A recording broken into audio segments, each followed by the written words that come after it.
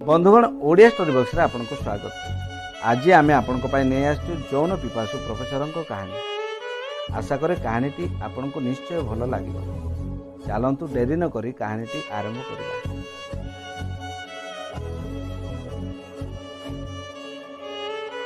मु बीए शेष वर्ष रे थिली। बापा मां को छाड़ी वेदांत मामू को सह रहिबाकु लागिली।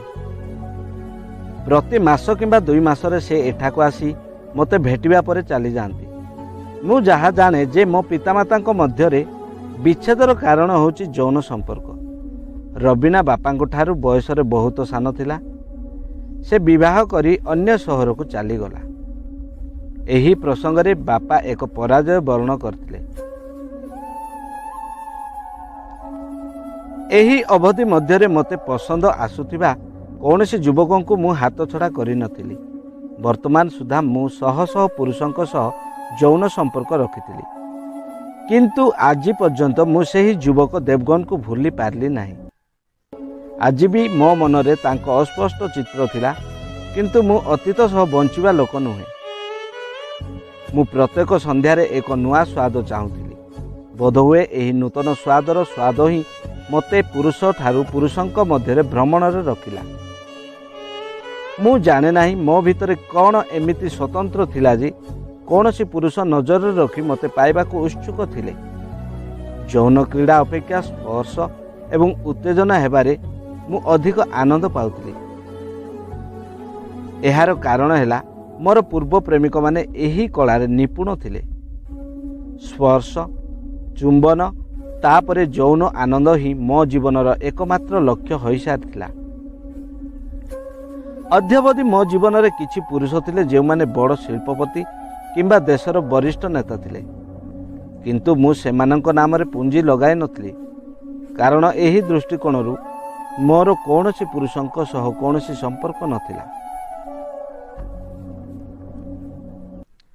मो जीवन में केही एहाकु भूल किंबा एक कारण बोली भाबंतु मोर किछि फरक नाही। मो बयस मध्य टंका को गुरुत्व देबा भलिया नथिला। खाइबा पीवा किंबा बुलिबा खर्च मो सांगरे थिबा व्यक्ति ही करुथिले। तांकु खर्च कराइबा एक भल कथा नुहे बोली मु भाबी नथिली। समय धीरे धीरे एही परि बीती गला। मु सेही दिन एमए करुथिली, अंतिम वर्ष रे थिली। माँ वर्तमान मते भेटिबा बंद कर देइथिले। केवल बापा ही एकमात्र सहारा थिले।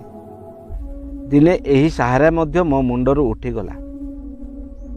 प्राय 1 सप्ताह पर बापा घर को आसिले।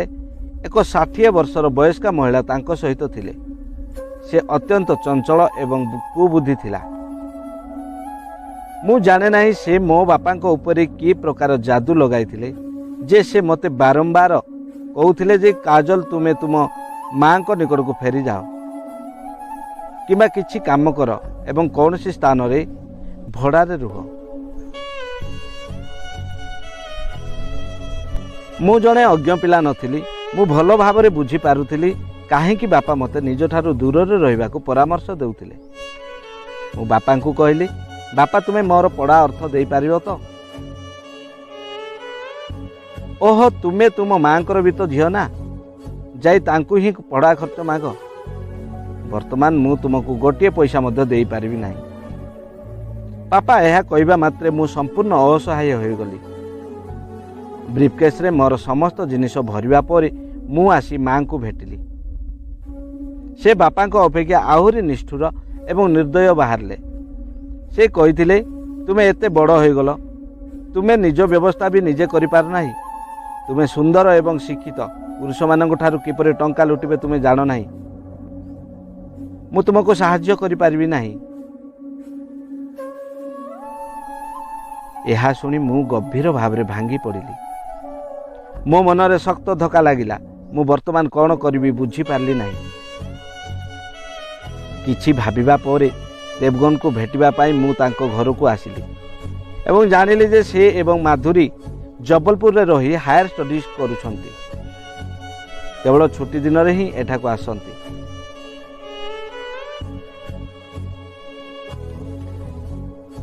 जेतेबेले मु माधुरी को घर फेरी आसिली सेतेबेले मु मोर पितामाता ऊपर अत्यधिक क्रोधित होइथिली। सेमाने दुहे निज हिसाब रे जीवन यापन करंतु किंबा बंचंतु मोर किछि कहिबार नाही। किंतु सेमाने मो उपरे मध्य न्याय करबा उचित कि सेमाने यह जानती नाही जे गोटे झियो पाई एकुटिया रहिबा केते कष्टकर। मु सेठारु सीधा कॉलेज को आसिली।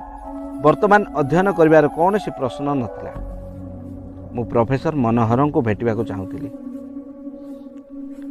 से मो पाई दिल जान रे पागल थिले एवं से बहुत धनी मध्य थिले, किंतु आज से कॉलेज आसी नाहंती। सेतेबेले घड़ी रे संध्या 6टा बाजिथिला।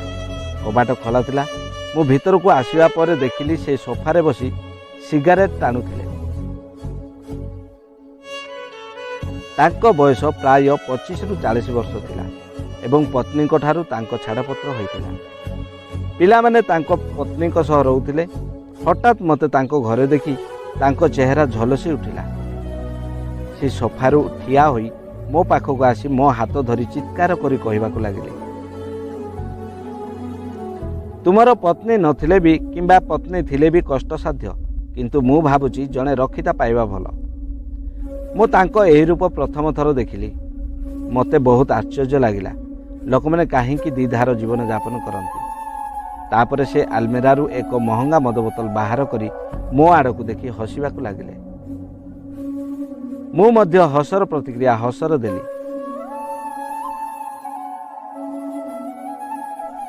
प्रोफेसर मनोहरଙ୍କ इंगितरे मोर कौनसी आपत्ति नथिला।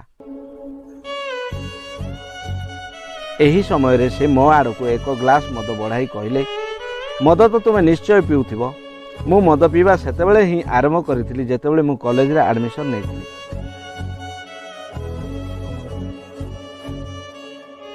उभय पुरुष एवं मद्यपान मो जीवन रे लागि रहिथिला। मु आखि बंद करी ग्लास खाली करदेली। प्रोफेसर मनोहर बहुत खुशी हेले। मु प्रथम थर पाई एपरी मद पीली जहाँ मो शरीर रे निशा व्यापी जाइतिला। मो आखि अस्पष्ट होई गला एवं देखु देखु मोर आखिपता मो आखि को आच्छादन कला।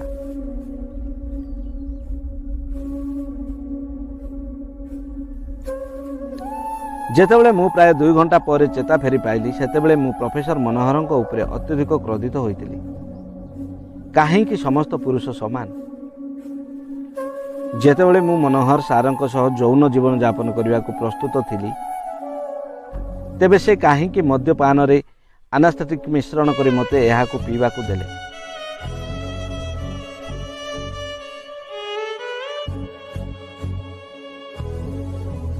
तापरे जेतेबेले मो हाथ मो देहरे पड़िला मु हबाक रहिली। मो देहरे गोटिए भी पोशाक नथिला। मु संपूर्ण उलग्न थिली। एही समय रे मो हाथ मो यौनांग को गला। एहा को छुईबा मते अनुभव कला जेपरि प्रोफेसर मनोहर किछि करना।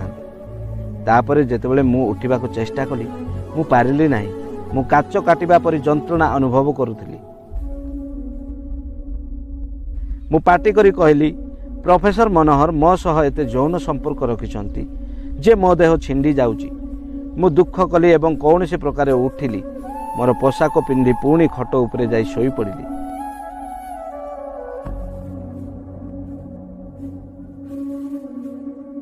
एही समय रे मनोहर सार भीतर को प्रवेश कले एवं से हसुथिले। मु तांको घृणारे चाहिली। तुमे जने पुरुष ना नापुंसक? मु संपूर्ण चेतारे तुम कोल को आसीबा को प्रस्तुत थिली। ताहेले तुमे मते एनास्थेटिक देई मते बेहोश करी काहे की प्रतारण कल?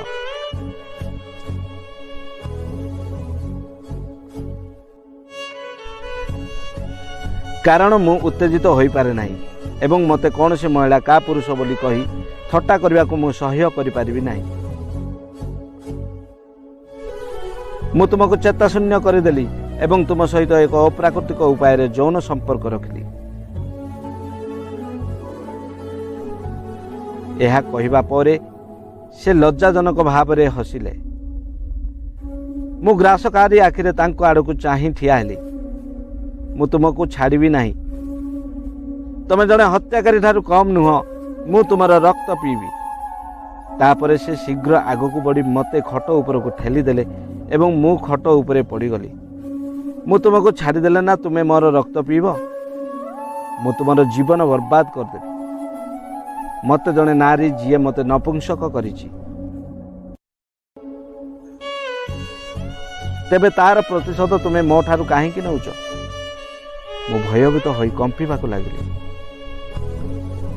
କାରଣ ତୁମେ ମଧ୍ୟ ଜଣେ ମହିଳା। ମୁଁ ପ୍ରତ୍ୟେକ ନାରୀରେ ସମାନ ଦେଖେ। ମୁଁ ତୁମକୁ ଚେତାଶୂନ୍ୟ କରି ମାରିଦେବି। ତୁମ ପୂର୍ବରୁ ମୁଁ ଏହିପରି 2 କଲେଜ ଝିଅଙ୍କୁ ହତ୍ୟା କରିସାରିଛି।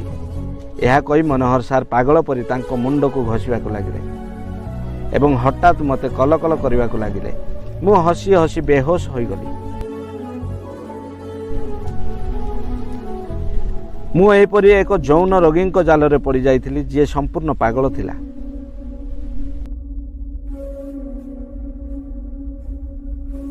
ଯେତେବେଳେ ତାଙ୍କୁ ପାଗଳାମୀ ଆକ୍ରମଣ କରେ ସେ କିଛି ଦେଖେ ନାହିଁ। ମୁଁ ଆଶ୍ଚର୍ଯ୍ୟ ହୋଇଯାଇଥିଲି। ଏହା କି ପ୍ରକାର ମଣିଷ, ଯିଏ ରାତିରେ ଶୈତାନ ହୋଇଯାଏ ଏବଂ କଲେଜ ଯାଇ ଦିନରେ ପିଲାମାନଙ୍କୁ ପଢ଼ାଏ। ସେତେବେଳେ ସେ ଜଣେ ସମ୍ବେଦନଶୀଳ ବ୍ୟକ୍ତି ପରି ଦେଖାଯାଉଥିଲେ। ଏହିପରି 2 ସପ୍ତାହ ବିତିଗଲା। ତାଙ୍କ ପାଗଳତା ହେତୁ ମୁଁ ବହୁତ ଚିନ୍ତିତ ହୋଇପଡ଼ୁଥିଲି। ସେହି ପଶୁ ତାର ଦାନ୍ତରେ କାମୁଡ଼ି କାମୁଡ଼ି ମୋର ଯୌନାଙ୍ଗକୁ ଆଘାତ କରିଦେଇଥିଲା। ମୋ ଓଠରୁ ସବୁବେଳେ ରକ୍ତ ବାହାରୁଥିଲା। ତାଙ୍କ କାର୍ଯ୍ୟକଳାପ ପଶୁମାନଙ୍କ ଅପେକ୍ଷା ବହୁତ ଖରାପ ଥିଲା।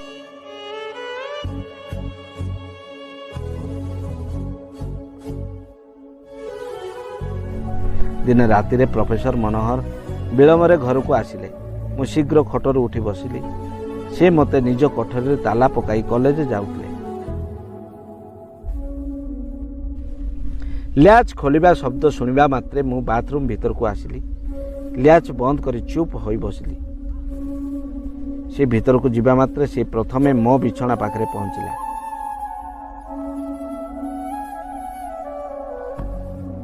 ଯେତେବେଳେ ମୋତେ ସେଠାରେ ଦେଖି ପାଇଲା ନାହିଁ, ସେ ଖଟ ତଳେ ନଈ ପଡ଼ି ଦେଖିବା ଆରମ୍ଭ କଲେ। ମୁଁ ବାଥରୁମ୍ ସ୍କାଇଲାଇଟ୍ ଠାରୁ ସବୁକିଛି ଦେଖୁଥିଲି। ତାପରେ ସେ କ୍ରୋଧିତ ହୋଇ କହିଲା, କୁଆଡ଼େ ଗଲ? ମୋ ସାମ୍ନାକୁ ଆସ, ନଚେତ୍ ମୋ ବିଛଣାରେ ନିଆଁ ଲଗାଇଦେବି।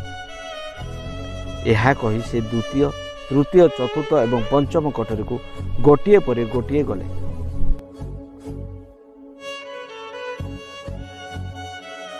ଯେତେବେଳେ ମୋତେ ଆଉ ଦେଖିବାକୁ ପାଇଲେ ନାହିଁ, ସେ ଥକି ଯାଇ ପିଇବାକୁ ଲାଗିଲେ।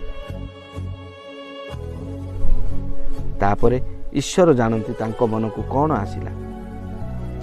ସେ ଅଭିଯୋଗ କରି କହିଲା, ମୂର୍ଖ ପରି ହେଉଛ, ସେ ବାଥରୁମ୍ରେ ଲୁଚି ରହିଛି। ଏହା କହି ସେ ଆସି ବାଥରୁମ୍ କବାଟ ବାଡ଼େଇବାକୁ ଲାଗିଲେ। ବାହାରକୁ ଆସ, ନଚେତ୍ ମୁଁ କବାଟ ଭାଙ୍ଗିବି। କବାଟ ମଜବୁତ ଥିଲା। ମୁଁ ଜାଣିଥିଲି ଶୀଘ୍ର ଖୋଲିବ ନାହିଁ। ମୁଁ ଚୁପଚାପ ବସି ରହିଲି। ବର୍ତ୍ତମାନ ସେ ନିଜ ପାଦରେ ଧକ୍କା ମାରିବା ଆରମ୍ଭ କଲେ, କିନ୍ତୁ କବାଟ ଟିକେ ମଧ୍ୟ ହଲିଲା ନାହିଁ। ସେ ବର୍ତ୍ତମାନ ବହୁତ ରାଗି ଯାଇଥିଲେ। ମୁଁ ଭାବିଲି ଯେ ଯଦି ସେ ଆଜି ମୋତେ ଧରନ୍ତି, ତେବେ ସେ ମୋତେ ଜୀବନ୍ତ ଚୋବାଇବେ। ତାପରେ ସେ ଆସି ସୋଫାରେ ବସି ମଦ୍ୟପାନ କରିବାକୁ ଲାଗିଲେ। ମୁଁ ବାଥରୁମ୍ ଆଡ଼କୁ ଚାହିଁ ପୋଷାକ ସଫା କରିବା ପାଇଁ ଥିବା ଏକ ବଡ଼ କାଠ ବାଡ଼ି ଦେଖିଲି। ମୁଁ ଏହାକୁ ମୋ ହାତରେ ଧରିଲି। ସେ ବର୍ତ୍ତମାନ ବହୁତ ମଦ୍ୟପାନ କରିଥିଲେ। ମୁଁ ଧୀରେ ଧୀରେ କବାଟ ଖୋଲିଲି ଏବଂ ଚୁପଚାପ ତାଙ୍କ ପିଠି ଆଡ଼କୁ ଗଲି। ସେ ମୋତେ ଦେଖିପାରୁନଥିଲେ। ମୋ ଜୀବନ ବିପଦରେ ଥିଲା। ମୁଁ କିଛି ବି କରିବାକୁ ପ୍ରସ୍ତୁତ ଥିଲି। ମୁଁ ତାଙ୍କ ନିକଟରେ ପହଞ୍ଚିବା ମାତ୍ରେ ମୁଁ ତାଙ୍କ ପିଠିରେ ଜୋରରେ ଆଘାତ କଲି। ତାପରେ ସେ ଯନ୍ତ୍ରଣାରେ ଚିତ୍କାର କରି ପଛକୁ ଫେରି ଗଧିଆ ପରି ମୋ ଆଡ଼କୁ ଡେଇଁଲେ। କିନ୍ତୁ ମୁଁ ତାଙ୍କ ହାତରେ ଧରା ପଡ଼ିଲି ନାହିଁ। ଦ୍ରୁତ ଗତିରେ କବାଟ ଆଡ଼କୁ ଦୌଡ଼ିଗଲି। ସେ ମଦ ନିଶାରେ ଥିଲେ ଏବଂ ଆହତ ମଧ୍ୟ ହୋଇଥିଲେ। ଦୌଡ଼ିବାରେ ମୋର ପ୍ରତିଦ୍ୱନ୍ଦ୍ୱୀ କରିପାରିଲେ ନାହିଁ। ମୁଁ କବାଟରୁ ବାହାରିବା ମାତ୍ରେ ମୁଁ ଶୀଘ୍ର ଫାଟକ ବନ୍ଦ କରି ଗେଡ଼ାଗୁଡ଼ିକ ବନ୍ଦ କରିଦେଲି।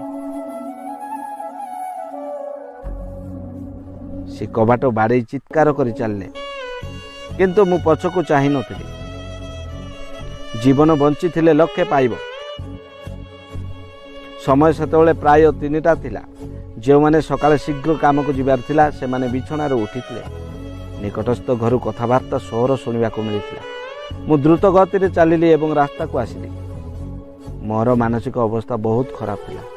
मोर चिंता शक्ति मध्य वर्तमान दुर्बल हो जाइतिला। मु पूर्व परि समान काजल नथिली।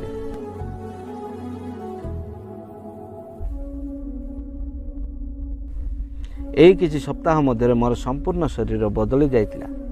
मु जाने नाही मु केते दिन एही द्वंद्व रे छिड़ा होईछि। तापरे किछि भाबिबा परे मु आगको बढ़िबा को आरंभ कली। बंधुगण आशा करे कहानीटी निश्चय भल लागिथिबो। जदि कहानीटी भल लागिथाय तेबे वीडियो को हृदय गोटे लाइक करंतु। वीडियो को अधिक रु अधिक शेयर करंतु। आउ एपरि अनेक रोमांटिक कहानी पढ़िबा पाई मो चैनल को दया करी सब्सक्राइब करंतु। कारण आपणकर गोटे सब्सक्राइब रु ही आम लाइफ बनी थाए। धन्यवाद। पुणी देखा आउ एक वीडियो रे।